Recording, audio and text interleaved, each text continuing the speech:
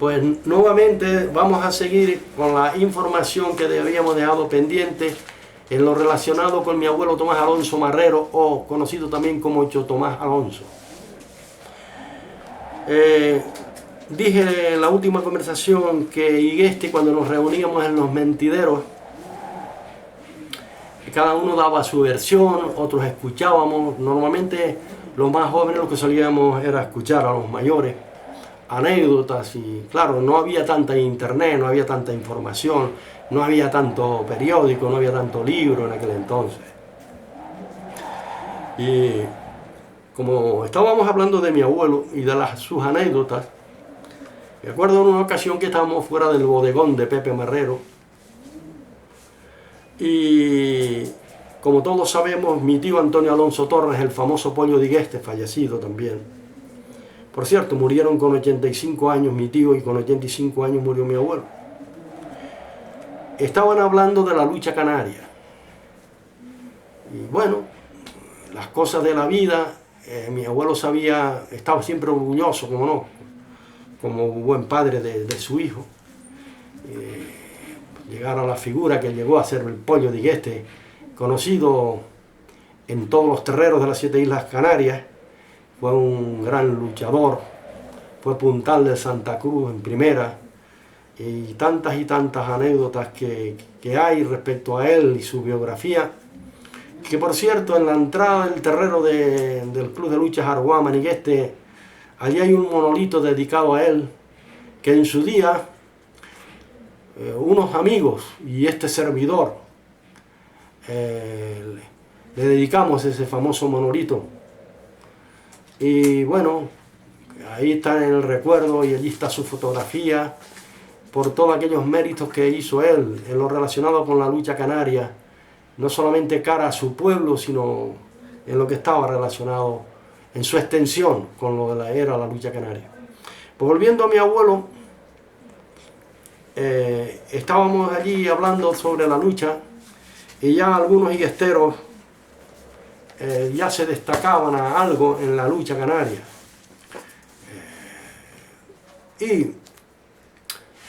Claro, el más destacado siempre fue mi tío en las diferentes épocas, hasta el día de hoy, aún después de muerto. Nadie ha podido superar su categoría, luchísticamente hablando, a nivel de caballerosidad, a nivel de nobleza. Fue único, no es porque fuera mi tío.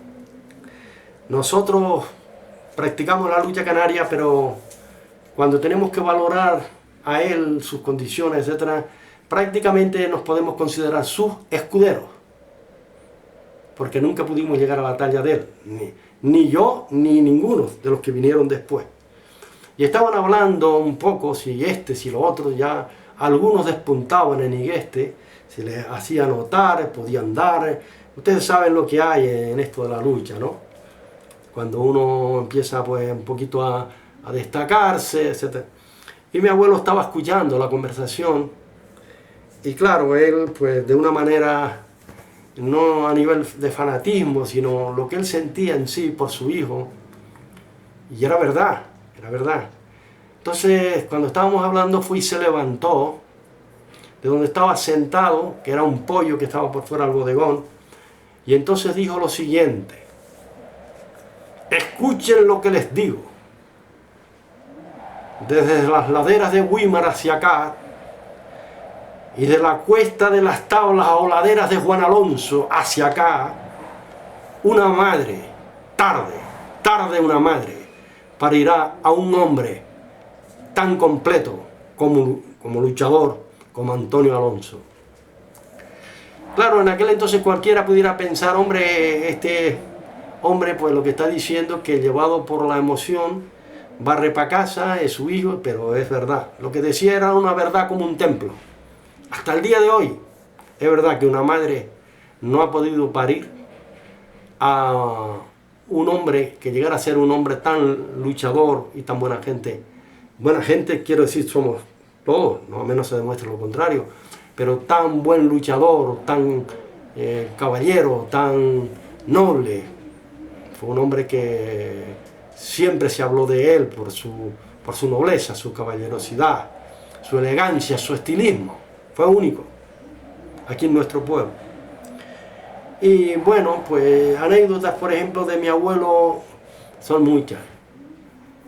Me acuerdo, hablando de lucha canaria, que yo no estaba presente, pero me hicieron ese relato. Ese relato precisamente me lo contó mi tío, el luchador. Cuando mi tío luchaba con el Araguama, cuando empezó a destacarse, porque todos sabemos que Antonio Alonso Torres empezó con 19 años de edad a aprender a luchar. Y todos sabemos después que un año después, con 20 años, ya era un luchador completo. No solamente en fortaleza física, sino tenía las luchas, aquel famoso traspiés, sus elegantes caderas, sus garabatos, cogidas de muslo, y así sucesivamente. Pero lo más eficaz que tenía era ese luchar cuando agarraba con el contrincante, cuando el árbitro emparejaba los hombros, cuando él cogía las dos mangas del pantalón, cuando hacía el movimiento haciendo ver como que tocaba por dentro y de repente quitaba el hombro y el contrario se veía obligado a dar el paso adelante, inclinado. Entonces era cuando él aprovechaba, le daba el traspiés porque era muy largo de pierna y a algunos no les daba tiempo de echar ni las manos y caían con su cara en el polvoriento terreno. Tengo muchas anécdotas de esas, pero no es que quiero yo ahora exhibirme como decir fue lo... En fin, pero eso es verdad. Los que lo vieron luchar también. Y en una luchada, cuando mi tío luchaba, con 20 años, mi tío Antonio Alonso Torres derribó a Camurria. Sí es verdad que Camurria tenía 38 años, en la famosa e histórica lucha constitucional que se hacía en la Fuente de los Peregrinos en la fiesta de la Candelaria. Y tiró a Camurria, a Pancho Camurria, y el destacado y famoso luchador de la época. Aunque es verdad que él tenía 20 años y ya Camurria iba al camino al descenso, pero lo derribó. También como derribó también aquel famoso campeón de Canarias de Tegueste, como era, creo que se llamaba Víctor Rodríguez, creo, algo así. Pues volviendo al tema de la lucha, había venido de la tierra de Acentejo a luchar los victorieros, que tenían muy buen equipo.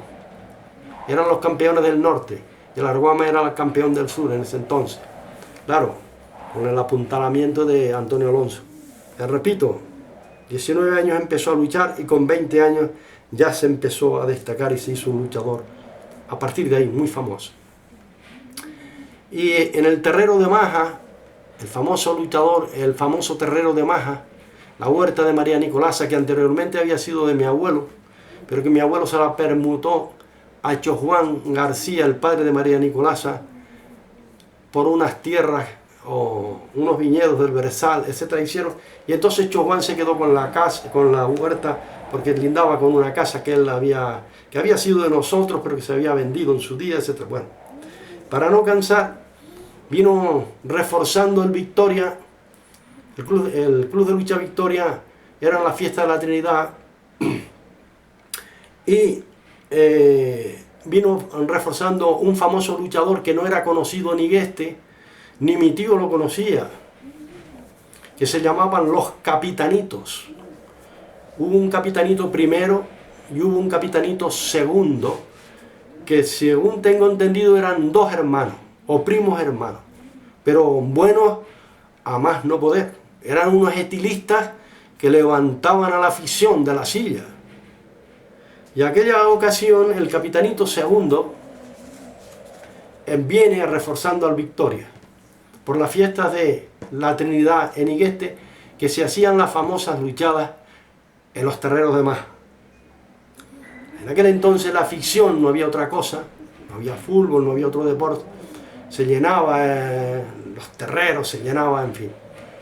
Y mi tío, cuando le tocó, empezó la lucha, etcétera, cuando mi tío salió a luchar, no sé si mi tío había tirado a alguien de la Victoria porque tuvo que salir, a emparejar, ustedes saben, el puntal tiene que salir cuando hay bajas, muchas bajas en su equipo.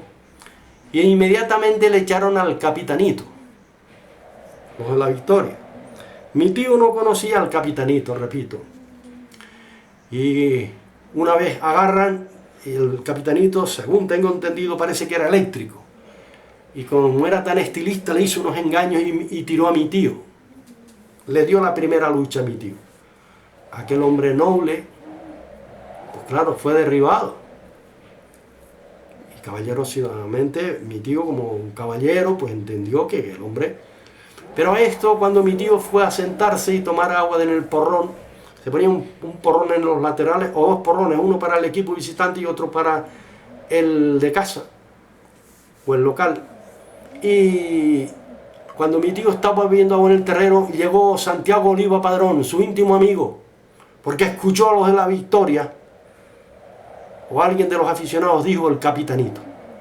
Ya ellos oían del capitanito, pero nunca lo habían visto luchar. Entonces llegó Santiago Oliva Padrón, rápido, amigo íntimo de mi tío. Antonio, Antonio, que ese es el capitanito, que ese es el capitanito, Antonio. Dice, no te dejes caer, por favor, y tal, ten cuidado que te puede dar la otra.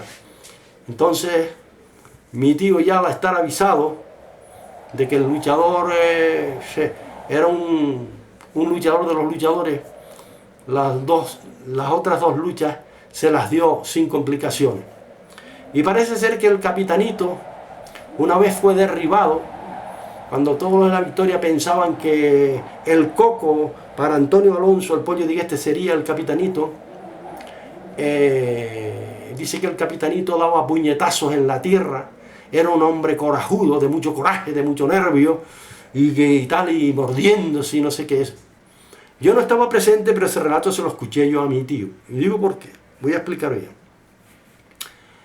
Y bueno, pues la lucha al fin y al cabo mi tío barrió, como era costumbre, barrió y ganó la lucha. Y una vez, terminada la lucha, pues se fueron ya, se bañarían y tal, la afición cada uno tal, se iban para la verbena en la Plaza de la Trinidad, que a continuación sería pues la procesión, los fuegos, después la verbena, etc. Lo que es característico de las fiestas antiguas de los pueblos. Aquello se llenaba por detrás de la iglesia lleno de ventorrillos, el olor a carne de cabra, a carne compuesta, a carne frita, y los vasos de vino, claro, eso no era todos los días.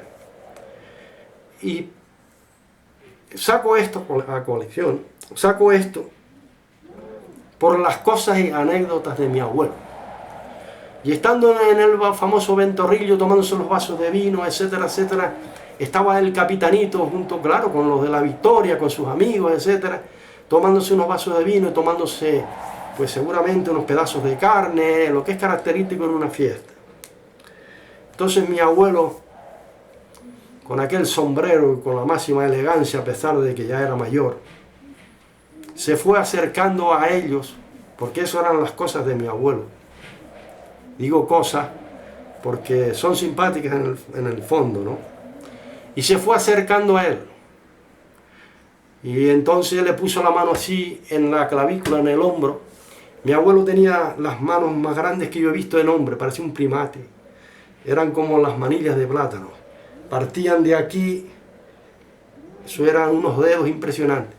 Pero tenía una presión en las manos que aún sin querer él creía que no estaba haciendo daño y hacía daño porque te sentías presionado como un trincatujo, vaya. Y no es que estoy exagerando, digo esto por experiencia, porque me lo llevo a hacer a mí de aprecio de esto, y cuando ponía la mano en el hombro eso era bueno. Y mucha gente huía un poco para que no, porque sabían porque la presión, pero que él no lo hacía adrede. Y le puso la mano hacia el capitanito y le dijo a él, en su propio oído, para que todo el mundo lo escuchara: maestro, aquí Nigueste no capitanea usted. Bueno, aquella anécdota, aquella ocurrencia, fue hasta el día de hoy se canta, se dice. Y claro, no es que mi abuelo lo hiciera de fanfarrón, sino claro, como quería decir que para capitanear en Nigueste estaba el hijo. Claro, en fin, lo que hay, la pasión, etc. Bueno, A unos les gustará esta expresión, a otros no, pero yo, modestia aparte, no fue lo que pasó. Y andando los años, cuando ya yo era 20 años, Antonio Oliva Barrios, íntimo amigo de mi tío, cuando mi tío venía y se echaban sus vasitos de vino, se ponían a hablar, a jugar la partida de la baraja, en fin, lo que fuera. A mí me llamó mucho la atención porque dice Antonio, mientras le ponía el vino a mi tío, y yo estaba allí, yo no era bebedor ni nada, pero bueno, como mi tío había venido, pues estábamos allí a nivel familiar, etc. Y entonces dice, ¿te acuerdas, Antonio? Dice Antonio Oliva Barrios, dice, ¿te acuerdas, Antonio? Aquí ni este no capitanea usted. Recordando el dicho de mi abuelo. Y mi tío empezaba a reírse, no diciendo, por la gracia de mi abuelo, ¿no? Por el dicho de mi abuelo. Y aquello me llamó a mí mucho la atención, y entonces le pregunté a mi tío, digo, ¿qué anécdota de aquí ni este no capitanea usted? Entonces mi tío, dice, no, sobrino, fue esto y esto y esto y esto y esto. Y me hizo toda esta tal, cuando él tal, capitanito le dio una. Y en fin que... además me olvidaba una cosa, que precisamente cuando el capitanito dice que mi tío lo derribó, dice que daba puñetazos en la tierra y rabioso, porque dice que era un hombre muy nervioso, muy rabioso. Entonces mi tío dice que en ver al hombre, fue y le dijo a Celestino Batista Rodríguez, compañero de lucha de él, Celestino, lo llamó al porrón y le dijo, dile al capitanito que le presento un desafío de las 5 a las 3 mejores. Dice, coge un sombrero, dice, recórrete, dice, vete diciéndoselo a la gente, a los que están aquí, a los aficionados, y que vayan poniendo el dinero que puedan en el sombrero. Antiguamente, claro, eso serían pesetas. Y dice que cierto individuo le prestó el sombrero a Celestino. Celestino fue pasando el sombrero y dice que se llenó el sombrero de pesetas, ¿no? De céntimos y lo que fuera, ¿no? Y después ese dinero se partía para el uno y para el otro. Y entonces dice que mi tío también le ganó el desafío. Así, si él era nervioso, si era corajudo, si era tal, imagínense usted con cuánta rabieta, con cuánta rabieta tuvo que haberse ido ese hombre. Entonces, claro, mi abuelo le dijo, primero legalmente y después con el desafío, aquí ni este no capitanea usted. Así que este relato me lo hacía mi tío. Y mi tío dice, entonces fue cuando padre dijo esto y esto. Porque mi tío a veces en la conversación, en vez de decir, y tu abuelo, pues como era el padre, decía, y padre dijo esto y esto. Refiriéndose, claro, como era hermana, mi tío era hermana de mi madre. Entonces, y padre entonces dijo y esto. Y claro, todas esas anécdotas de mi abuelo, que era muy ocurrente, muy simpático y muy respetado. Pero ya para finalizar en lo relacionado con mi abuelo, me gustaría también contar otra anécdota. Cuando estaban así en los mentideros, hablando, lo que fuera, que nadie se le ocurriera decirle que no, si él estaba completamente seguro. Y digo esto porque te podía dar un revés de mano, pero bien pegado, y ibas al suelo. Si él estaba completamente seguro. Entonces mi abuelo, parece que llegó un individuo por allí, un forastero, y se reunió, o sea, en el grupo empezaron allí, que allí era un bodegón, era unos medios allí, en fin, que se echaban unos vasos de vino, y llegó un individuo y empezaron a hablar, estaban hablando, y en una de las ocasiones estaban hablando sobre una conversación peculiar en lo relacionado con una raza de gatos. Usted sabe que hay gatos cabezones, grandes, otros que tienen una cola larga, etcétera. Y claro, en aquel entonces, pues claro, cualquiera que tuviera al que le gustaran los animales como hoy. Mi abuelo habló del presa canario, mi abuelo también le gustaba mucho la cuestión de esos gatos grandes, de esos gatos cabezones. Y entonces el individuo forastero empezó a hablar de una clase de gatos que bien él tenía o que en su pueblo había. Y claro, mi abuelo lo estaba seriamente escuchando. Porque mi abuelo tenía por costumbre que si alguien empezaba a contar mentira o decir una trola, una mentira, mi abuelo hacía así, se quitaba el sombrero y se lo ponía así, al revés. Porque quiere decir, te estás pasando. Entonces cuando el hombre estaba hablando, describiendo cómo era el gato, lo cabezón, el rabo, tal y cual, aquellas medidas muy desproporcionadas a mi abuelo no le cuadraban. Entonces se levanta mi abuelo y le dice, maestro,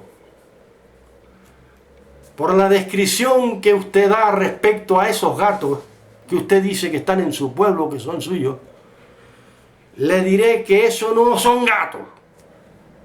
Hablaba así, enfatizaba así. Eso no son gatos. Entonces el hombre muy molesto le dice, hombre, usted trata a mí de llamarme mentiroso. Lo que yo sé que es verdad y lo que estoy diciendo es verdad. Dice, no, hombre, no. Yo no le estoy diciendo de que usted sea mentiroso. Yo lo único que le digo es que por la descripción que usted está dando, eso no eran gatos, sino pichones de tigre. Entonces, claro, todo el mundo, pues ya te imagino, entonces todo el mundo decía, las cosas he hecho tomar, las cosas he hecho tomar. Y al mismo tiempo, él miraba así, para un lado y para otro, y claro, él decía, hombre, no te pases, no te pases, no te pases. Y bueno, podría ser que el hombre a lo mejor exagerara, no es que fuera mentira, a lo mejor el hombre exageraba demasiado y mi abuelo vio que los cálculos matemáticamente o geométricamente no se ajustaban a la realidad. Pues bueno, de mi abuelo podía contar muchísimas historias, muchísimas historias, las tengo en la memoria, e incluso cuando nos reunimos familiarmente, decimos, ¿te acuerdas de padre? ¿Te acuerdas de abuelo? ¿Te acuerdas de abuelo? Dijo, y tal, porque él era muy ocurrente, pero un hombre muy serio. Nunca dijo mentira, no decía mentira.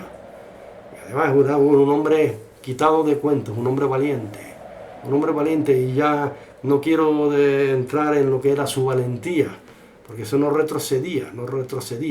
Si tuviera que contaros las historias de un hermano que tuvo un Cuevesita, y como unos medios bravucones lo tenían avasallado.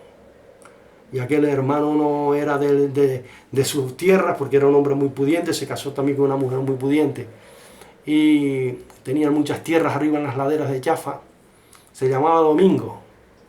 Y por mote lo llamaban Domingo el Visco porque torcía un ojo. Mi abuelo también lo torcía un poquito, de ojos azules ambos. Y le llegó la noticia a mi abuelo que ciertos sujetos tenían, por envidia, por lo que fuera al hermano, lo tenían abacorado. Y que el hermano, según terminaba de su trabajo, iba para la casa y nunca podía llegar a un bar o reunirse en ningún sitio, porque aquellos bravucones los tenían avasallados. Y llegó a oídos de mi abuelo, no que el hermano le transmitiera lo que pasaba. Y cuando llegó a oídos de mi abuelo, fue y comunicó a la familia, dice, yo voy a ir a ver a mi hermano Domingo a la Cuevesita. Entonces el hombre creo que cogió el morral correspondiente donde llevaría sus cosas correspondientes, y en el morral metió el cuchillo marca camaleón que lo había traído de Cuba, y avanzó y cruzó por el camino de la finca Sertorio, por los Óiganos, y avanzó por ese camino que yo tantas veces he mencionado, que se llama el camino de la pared para detrás. Y cuando llegó a casa de Domingo, al mediodía, porque sabía que Domingo estaría trabajando, cuando él, sobre el almuerzo, él llegó un poco antes, y sobre el mediodía pues ya prepararon las papas, la comida, etcétera, y llegó